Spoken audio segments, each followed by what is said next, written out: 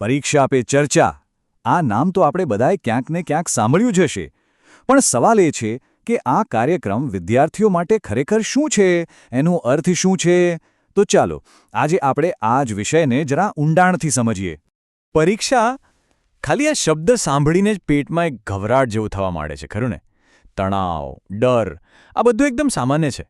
પણ જરા વિચારો, કેવો અનુભવ થાય જો દેશના વડાપ્રધાન પોતે જ આ ડરને દૂર કરવામાં મદદ કરે? બસ આ જ વિચાર પરીક્ષા પે ચર્ચાનો પાયો છે. તો સૌથી પહેલાં એ સમજીએ કે આ પરીક્ષા પર ચર્ચા આખરે છે શું? જુઓ, પરીક્ષા પે ચર્ચા, જેને આપણે પીપીસી પણ કહીએ છીએ, એ ખાલી એક ઇવેન્ટ નથી, એનાથી ઘણું વધારે છે.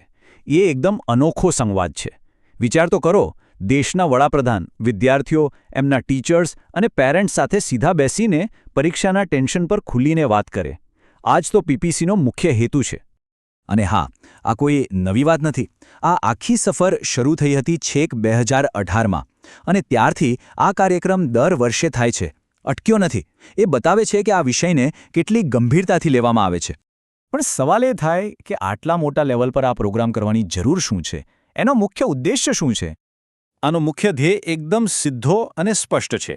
વિદ્યાર્થીઓના મનમાંથી પરીક્ષાનો ડર કાઢી નાખવો.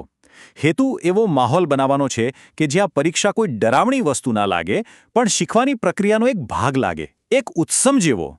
સારું, તો ઉદ્દેશ્ય તો આપણે સમજી ગયા, પણ એવી તે કઈ વાત છે જે આ કાર્યક્રમને આટલો ખાસ બનાવે છે?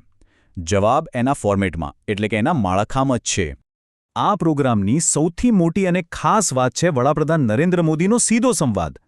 તમે વિચારો, આ એક એવું પ્લેટફોર્મ છે જ્યાં વિદ્યાર્થીઓ પોતાની મૂંઝવણો, પોતાની સમસ્યાઓ સીધી દેશના પ્રાઇમ મિનિસ્ટરને કહી શકે છે અને એમની પાસેથી સીધું માર્ગદર્શન મેળવી શકે છે. આ ખરેખર એક મોટી વાત છે.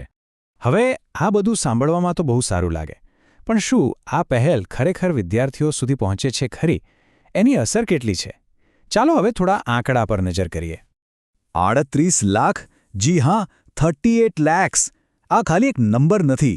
2023માં દિલ્હીના તાલકટોરા સ્ટેડિયમમાં જે કાર્યક્રમ થયો, ત્યાંથી વડાપ્રધાને આટલા બધા વિદ્યાર્થીઓ સાથે સીધી વાત કરી. આ આંકડો જ બતાવે છે કે આ પ્રોગ્રામની પહોંચ કેટલી મોટી છે અને એ કેટલો પોપ્યુલર છે.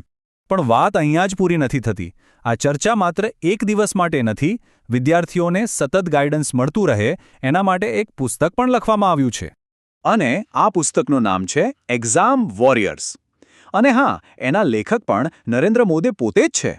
આ બુક એકદમ પ્રેક્ટિકલ ગાઈડ જેવી છે. એમાં પરીક્ષાના ટેન્શન સાથે કેવી રીતે ડીલ કરવું અને એને એક પોઝિટિવ અનુભવ કેવી રીતે બનાવવો, એના માટે ઘણી ટિપ્સ આપેલી છે.